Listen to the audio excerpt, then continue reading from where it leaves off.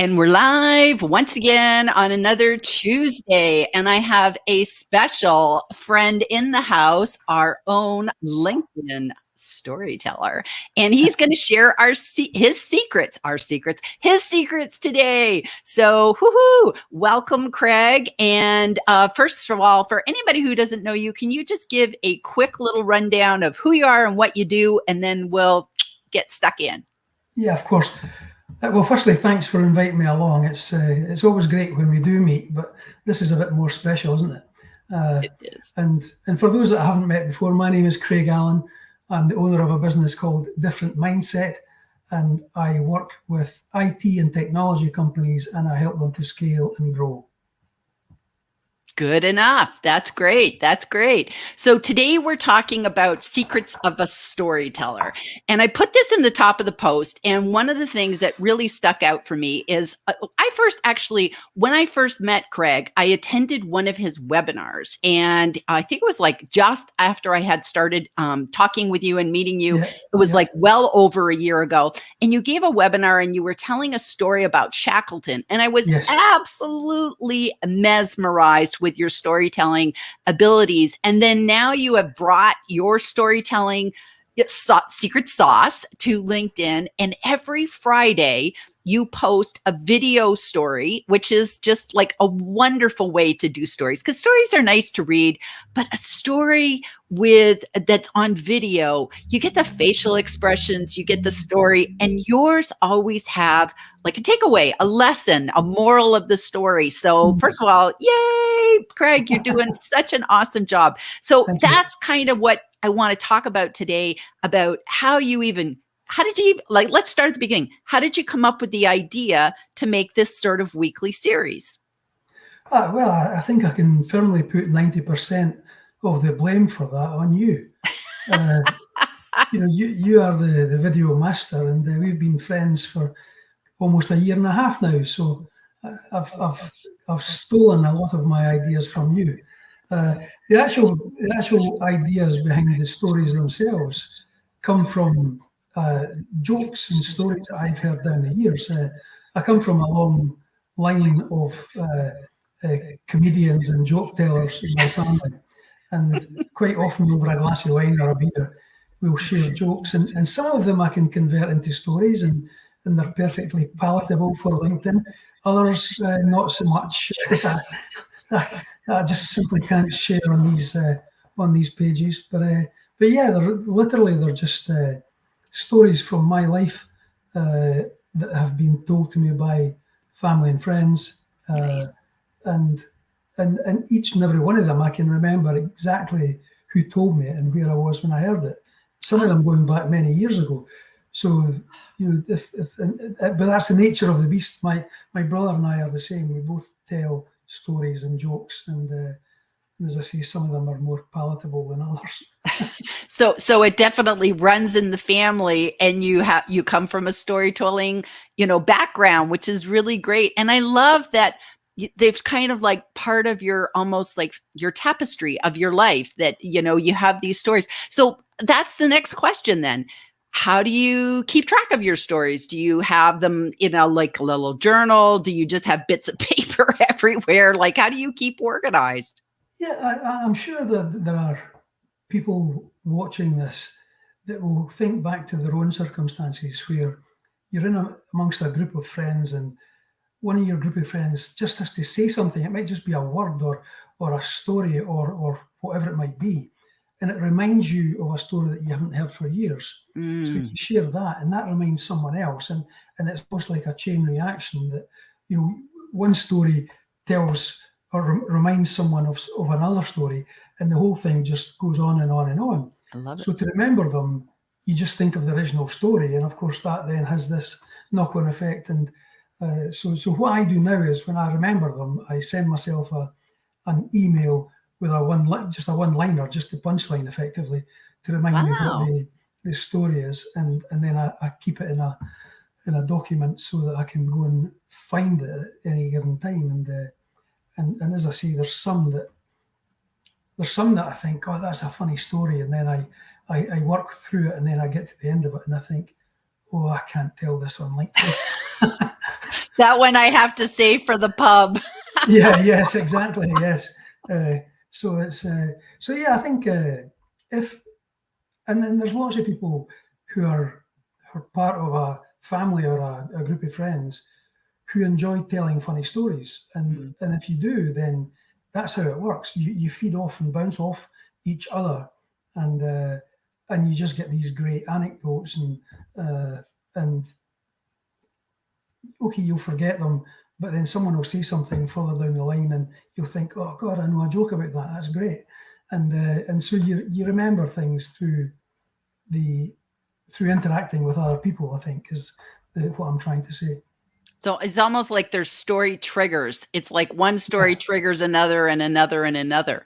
So Absolutely. That's good. That's good. Let me just, we've got some comments. So let me just go and let's say hello to all the people joining us today, and then we'll come back and we'll pick up in a second. So we've got, yay, we got Rebecca. She said she couldn't make it, but she's here anyways. Yay. So hello, Craig and Gillian. I made it. Very excited.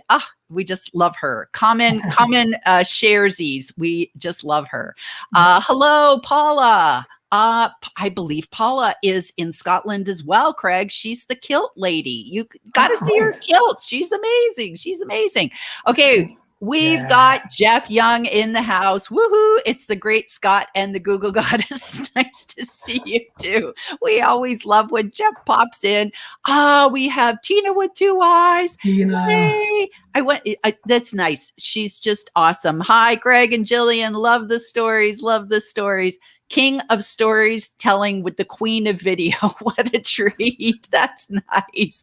And really, yes, the very fact that you are taking these stories and putting them into video, it's almost like you're creating a legacy, so it would be interesting to know what your family thinks. Does your family, like your kids, your wife, your brother, do they see your stories? What are they thinking when they see these videos? My brother lives next door to me, so he hears my stories, but he doesn't, because I meet with him every week, and we have a glass of wine and talk about stories and tell jokes and whatnot, and that's where I get a lot of my material. So it's important that I keep that up. I put it down to research. That's, I think. That's a good one. Yeah, use that one. But usually, my family use LinkedIn, but not very often. So very few of them will actually see them unless I message them and say, go and look for this one and let me know what you think. Yeah. The only person that sees all of them is Jacqueline, my wife, because every week on a Friday afternoon, if she's at home, if she's working, then I wait until she comes home. But I get it up on my screen and I say, what do you think of this one? And sometimes she gets, it comes to the end and she'll say, I've heard that one before. Yeah. Which kind of kills the moment. but that's true. That's the nature of the beast. But then on other occasions, she bursts out laughing, and that's when I know that I've You've done it. Yeah. You've done it right. So, you've done it right. Awesome. Awesome. Okay. Craig has as many stories as he has hats. And he believes he has a lot of hats. That's funny. That reminds me, there was a favorite story. I don't know if you, it was, I'm thinking it was a Dr. Seuss, but maybe not. And it was Bartholomew and the Hats. And it was this guy, and he had hats and hats and hats. And I'm going to have to send you that story because it remind me of the guy with all the hats. I don't know.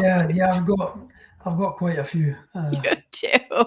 Woohoo! Hey, so just popped in to say hello. Woohoo!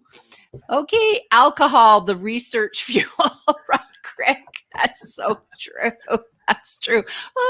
Stephen. We knew that Stephen and Jules were probably chatting today on the podcast. So that's really great. So we've got Craigo and Gillian. Love that the captions are working as well. That's nice to know. Thank you for letting us know about that, because we don't see them. So we don't see them till afterwards. So that's really great. So let me just ask you a question. So one of the things about when you are doing your storytelling and you're doing your stories, you're doing what I taught a year ago. I made this like whole little series about, being shy on camera. And actually one of my videos was about storytelling, because to me, storytelling is a really great way to enter video, because you don't have to memorize anything. It's like you know a story, and it doesn't really matter if the person is called Martha or Martin. It doesn't matter, because nobody knows the story. So you can kind of like forget bits, as long as you remember sort of that punchline, which is like what you said.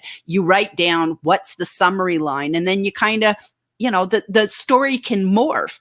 But one of the things that I taught was you should tell a story and then make a point. It's like, we don't want just story for story's sake. And your stories make a point. And I know you did one the other day, and I'm not going to have you say it, because I want people to go to your profile and go follow it. And we'll put a link to it in the show notes, where you had about a guy driving a car, and, and that was like, I listened to that story, and it really made me think, and you had a good takeaway. So here's my question. Sorry, long-winded way to get to the question. Here's my question. How do you come up with your takeaways? Because that might not have been something that you originally had. So you get a story, and then how do you make a point with it?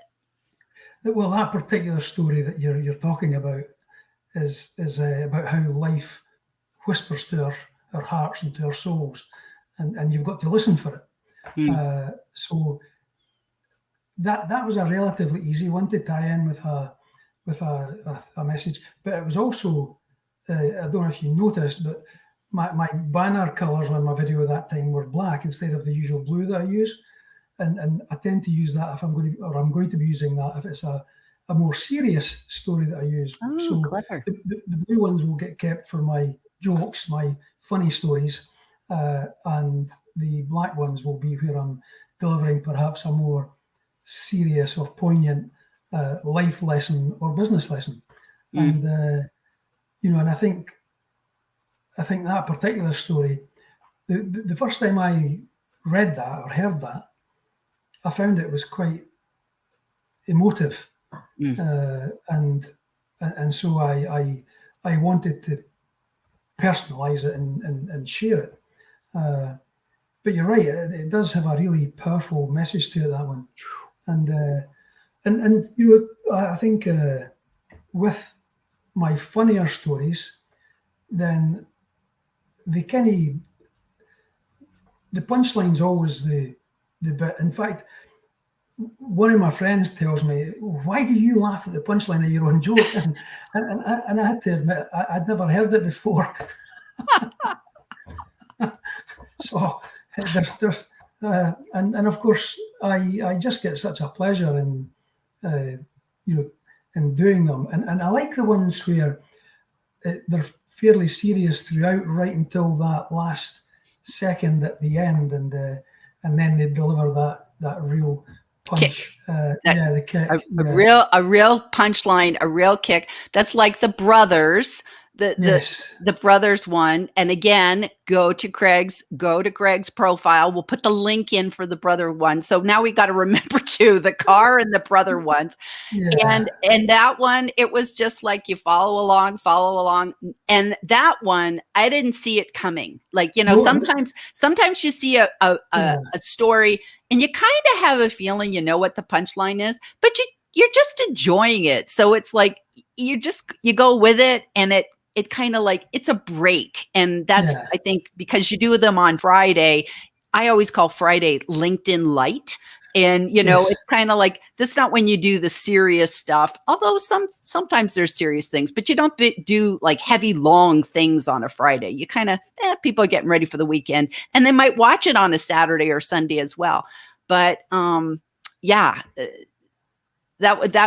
one, those ones, even, I didn't see that twist, and some of yours have an amazing twist. But I like that you laugh. Because then I feel like you're telling me a story in person, and it shows that you're looking through that, Lenny the lens, as I love to call him. You're looking at Lenny the lens, and you're communicating with us on the other side. And if I was sitting in a pub with you, you would laugh if you told me the punchline. So exactly. And I think I think in some of the earlier ones, I didn't do that. I tried to keep my face straight in them, but as I've got more comfortable on camera, then I tend to react much as if I was hearing it for the first time. Exactly. My favourite ever reaction to that one, The Three Brothers, was actually from our good pal Jihan. You have to go watch it just to see her comment. Oh my God, she was great, and she said I was in tears. She was about breaking down into tears because she thought the brother. Well, I won't tell the story. Spoilers. She thought the story was going an entirely different direction, and then of course she got the punchline at the end. But and I said to her, "Look, did you just go to the video, or did you listen to or read the post first? Because each of them has a post to say, here's the message in this video. This is what I'm trying to do."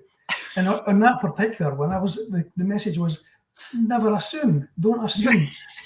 And there she was, way ahead of me, and assuming off a tangent. Yeah, but it was fantastic. She's great, and she's really supportive of all my videos, and we have another supportive person in the comment. Aha, Rebecca. Let's chat to this morning. Another awesome lady who I met through you. So she's just another great one. Yay, this is amazing. So amazing to be see and hear you both laugh. Love it. Good. Yay. She's just an amazing lady. Oh my gosh, you guys are global. Rebecca Maestron from New Zealand is on the live. It's so true. It's so true. And we don't even know what time it is there. It's like from the middle. She's saying it's crazy o'clock, that she can't miss the fun. Well, sleep is overrated, right? Yeah, absolutely. I like the ones where there's a twist that I didn't see coming, the best, kind of Twilight Zone. It's so true. It's like, that's why we all love that show. And that's why I think, stories are a part of our heritage. It can be part of, my family actually didn't really tell a lot of stories. But I grew up, I'm Jewish. So one of the things is rabbis use stories in their services all the time. I don't know if when you went to church, if your priest or minister used stories, but we remembered the stories. And so that's why they would tell us the stories, because if they just told us, okay, be nice and kind to people, we'd all walk away going, what? We wouldn't remember it. But if we hear some sort of story, we remember the story. And if we like the story, then we want to pass it on to somebody else. And that's, I don't know. I think that's the best way. That's the best way. And I think for me, the purpose of the stories is it's about communication. Communication is the single strongest skill that any of us have, and communication doesn't simply encompass talking. It involves serious listening, intent listening, and I talk about this quite often in my leadership talks that I do, and people have got a habit of listening to reply, when in actual fact they need to be listening to understand. And only when they understand can they reply effectively. So for me, communication is the single biggest skill that we all have. And part of that, as I say, is verbal, part of it is listening, and part of it is body language and facial expression. And, I try as much as I can to encompass all of these things into my stories. So that I even insert, unintentionally at first, but I now notice them, but I insert short pauses, and it's almost like I'm listening to me telling the story, and that pregnant pause is just me trying to understand what the story is so far. So I'm confusing the hell out of things now, but that's about communication. That's actually perfect. And I know that's something that we talk about in Toastmasters for public speaking, is that pausing you pause for emphasis, you pause for emotion. It's like when you, like we often talk about, like when people tell a joke, we have an expression, don't step on the punchline, meaning you tell the punchline and then you wait, because if people are thinking or laughing, you don't want them to stop that emotion. Give them a moment to really cement that in. And that's why you don't just keep going. I would like you to ask me a question. I'd like you to ask me, what is the secret of a good joke? What's the secret of a good joke? What? Ask again. What's the secret of a good aiming? Timing. Okay. Yes. So I'm interrupting you with the time. My timing's all out, basically, is what I'm saying. Good. I hope Jeff got that one. It took me like 2 times in a row. I'm going, did I not have enough coffee this morning? It's not funny when I've got to explain it. That's the problem. No, but it's so true. It's so true that like you've got to have those pauses. You got to have the facial expressions, the tone of your voice has to go up and down, the pitch and the volume of your voice, all these things. Talking quietly, because that's another thing. If we talk quietly, people will lean in to hear, that's what a storyteller does. Like, don't you just love the line, once upon a time? What do you do when you hear that statement? You're just like, I'm ready to be storied. Ready to be storied. I was invited many, many years ago to talk at an annual, I don't know if you know of Standard Life, the insurance company across in the States. They're one of the biggest insurance companies in the UK, but I was invited to talk at their annual conference many years ago, and I was talking about selling because I'd been one of the top salespeople. I was self-employed, had my own business, but I'd generated more investment business for them than anybody else in the country that year. So I was across and I was chatting, and I noticed that the audience was filled with about 1,000 people, all of whom were older and wealthier and wiser than I was ever going to be, because they were lawyers and accountants and business owners and whatnot, and they just weren't listening to me when I was doing my talk. And I did exactly that. I simply reduced my voice until effectively I just started talking to one person at the front, and every one of them turned around and leaned forward, and I turned to the chap that invited me, and I held my hand out, and he said, "What's that?" I said, "I've got your entire audience in the palm of my hand," because now they're hearing what I'm saying, whereas earlier they were talking over the top of me. And so that's true what you're saying. It's about controlling your voice and your tone, which is what attracts and gathers and gains people's attention. And if you don't have the attention, then you don't have an audience. So and that's what I think Toastmasters is great for. It teaches people fantastic skills that will serve them well for the rest of their lives. So yeah, good. All good communication. And that's the whole secret to it.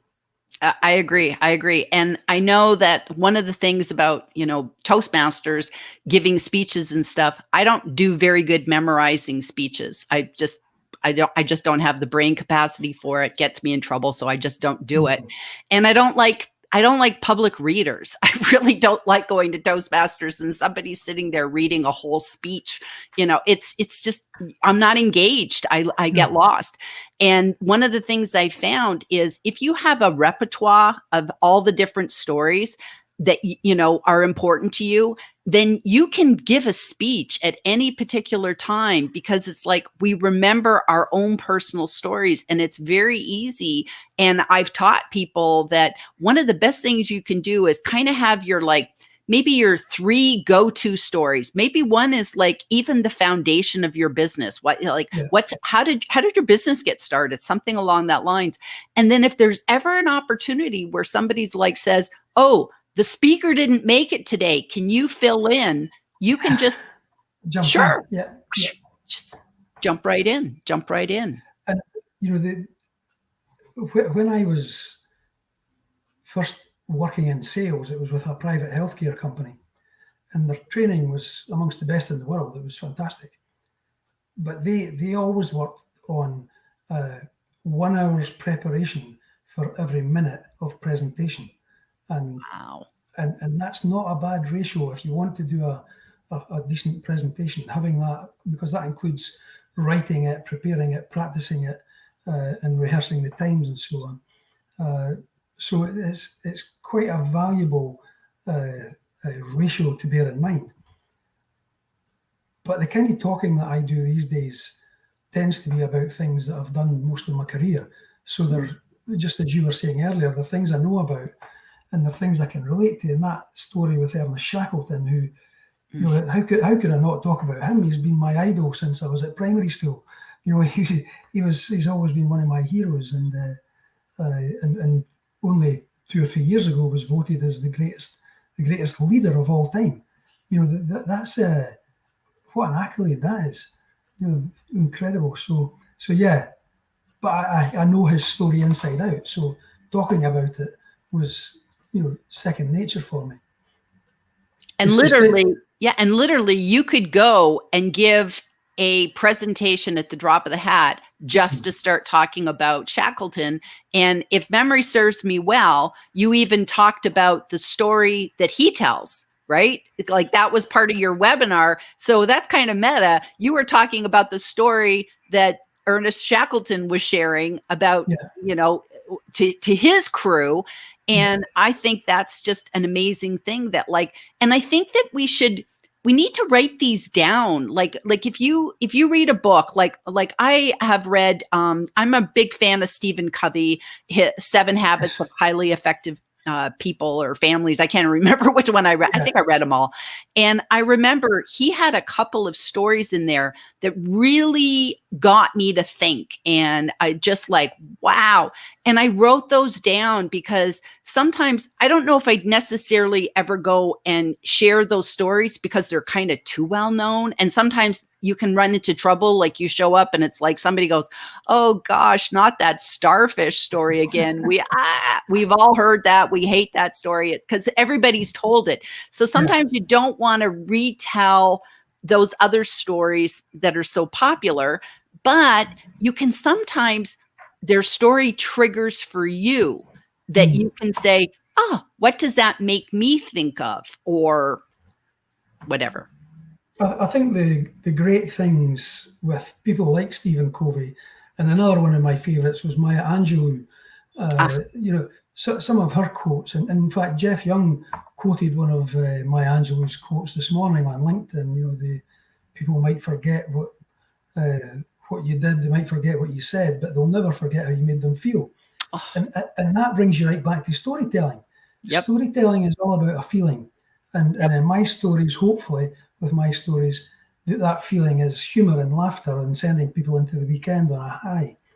But with things like Stephen Covey, what he's doing is he's actually causing you to think about how you do things and why you do things and how you could improve. And how powerful is that? It's, I mean, again, just storytelling. Absolutely, it's so powerful. Fantastic. And I'm amazed that I probably read that Stephen Covey book, I'm thinking almost 15 years ago, and I still remember the story of, it's like a lighthouse and a ship, and you know, and it was all about paradigm, and I'd never really understood what that term meant, but he told a story to illustrate what that term was, and here 15 years later, I remember it because of the story. So that's amazing. There's a great book called Traction by Gino Wickman, and it was the introduction to the entrepreneurial operating system, which is an American business methodology.